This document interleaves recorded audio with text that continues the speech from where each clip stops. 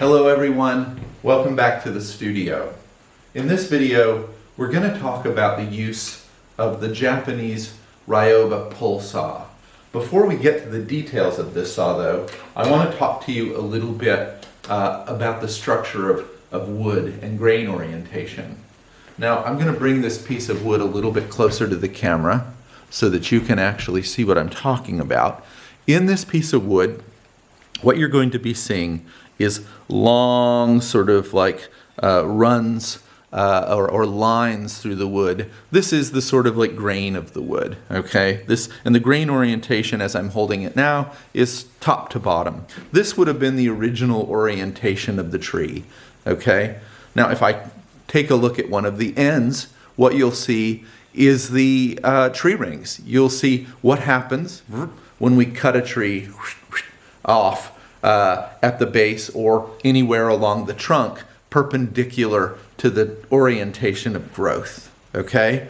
The reason that's important is because we have to have a saw with different kinds of teeth to accomplish certain tasks. So here, where we're cutting across, so here's the grain orientation, up and down with the sort of vertical tree. When we're actually cutting across that grain or making a cross cut, we need one kind of a tooth. When we're cutting with the grain, we're making a rip cut. So we need a different kind of tooth on the saw. That's really what we're concentrating on right now. Let me head back over and grab the saw. And I want to talk to you a little bit about its use relative to that grain pattern we just discussed. Now, first of all, let me just acknowledge that there are plastic guards on these saws, and I want to make sure that we're keeping track of them. We don't want to lose them because this saw is just razor sharp on both edges, okay? So we want to be very, very careful to hold onto those plastic guards and make sure they go right back onto the blade before we put it away. Now, I'm going to approach the camera again. I'm going to bring my piece of wood with me. And I want to talk to you a little bit about the two kinds of teeth that you'll see on this saw. I'm going to try to get the light just right. Okay, there we go. So what we're looking at here are the cross-cut teeth on the saw. These are the teeth that will cut across the grain. And you'll see they have a very interesting bevel pattern, okay? You'll also see that the teeth are oriented back this way relative to the handle. So they kind of face the handle. That's for a specific reason. That's so as you cut, you're cutting as you pull. So the teeth are cutting in as you pull the saw, all right? That's your cross-cut teeth. And your rip cut teeth, where you're cutting with the grain, are really quite large. They're slightly bigger teeth, and they're bigger like this so that they can remove a lot of material at once.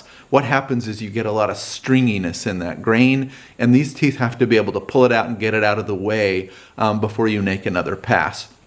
So just to be clear, with either tooth, you're cutting on the pull. You're cutting with the pull. You move this way, you're not really cutting anything. When you pull back like this, the saw is biting into the wood and removing the material that it's damaging. Okay, so this is the pull direction with both blades. So one side is your rip cut blade with the grain. The other side is your cross cut across the grain. That's what we're focusing on here this morning. Now let me also get back over here and show you what I've got set up. So for starters, I've already clamped my work to the table. This is the board I'm going to cut really quickly. Just to give you a demonstration, we'll do a quick crosscut, general crosscut, and then what we'll do is we'll set this up for a sample rip cut. I'll also show you a little bit about how to get a good straight cut when you're working with the wood.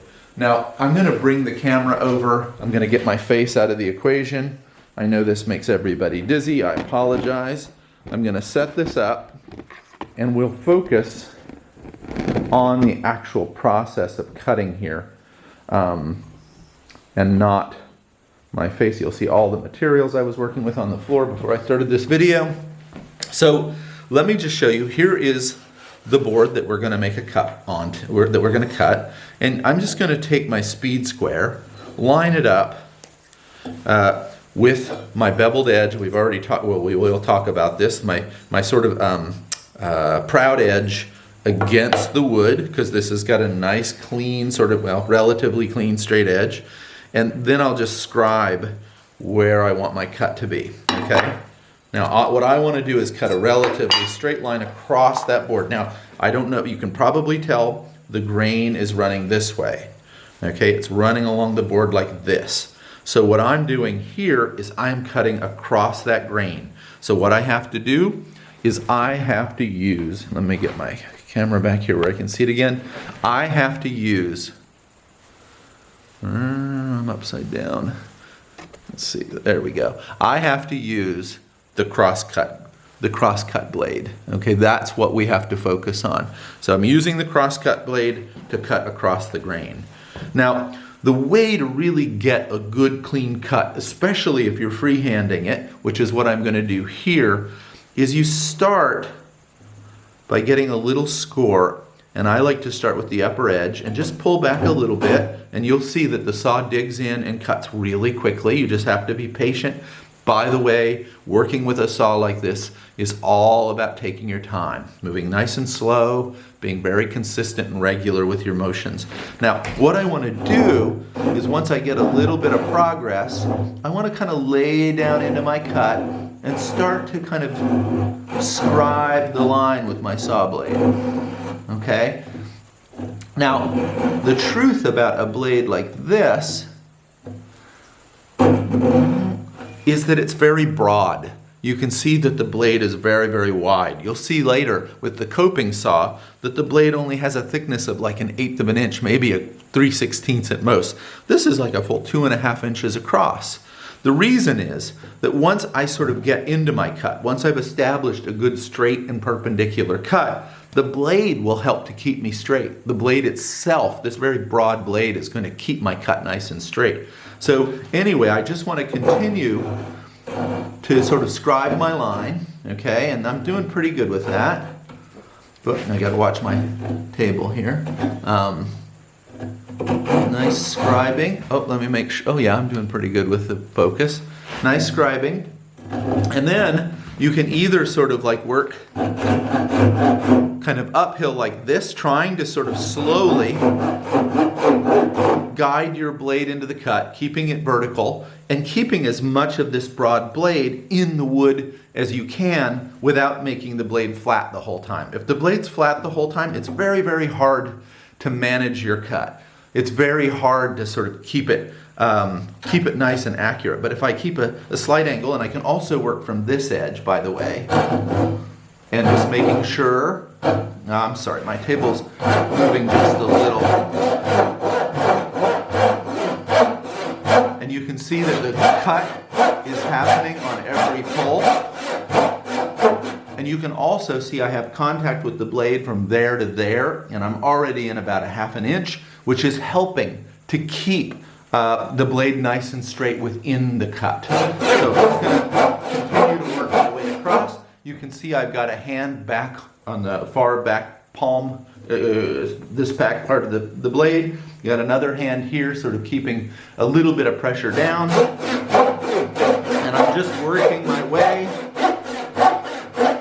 through the cut like this. Now these blades are very, very sharp, very, very accurate.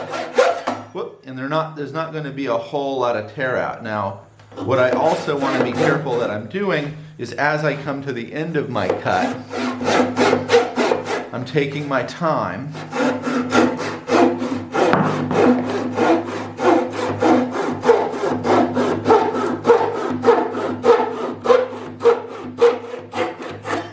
Okay, and I'm going nice and slow toward the end, and you'll see I get a really nice clean edge out of that. Now, that's me just freehanding it, okay? There are ways that you can get a more accurate miter on that, okay? And I'm gonna just quickly show you what that might look like.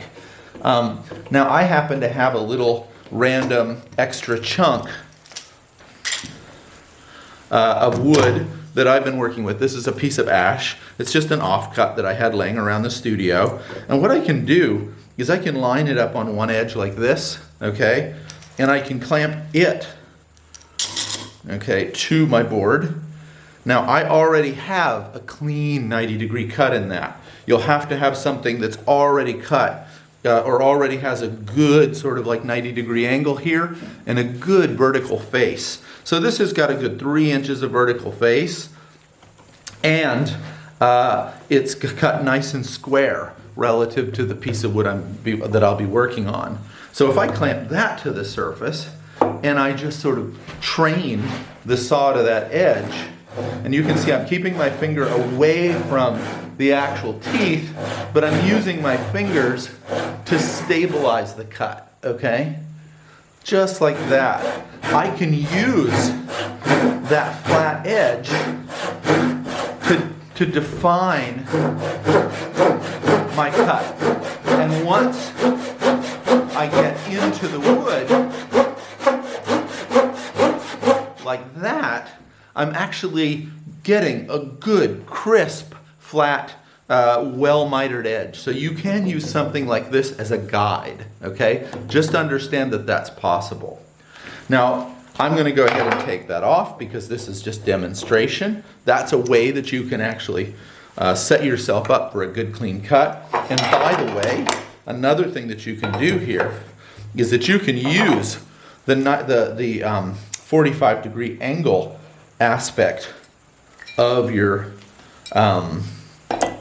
speed square and do the same thing. You can kind of line your block up. Of course, I'd need to move this out to the edge of my cutting surface, but I can line that same block up with that 45-degree angle and make the same kind of cut that way, using that kind of flat edge just to keep my cut nice and clean. Now this board's a little bit long for that work relative to my saw, but I just wanted to give you a sense that you can actually use your guide in concert with your speed square to also get something like a 45-degree cut. If you really want to go deep, you can do a little research on the speed square and use it as a protractor and get other angles as well.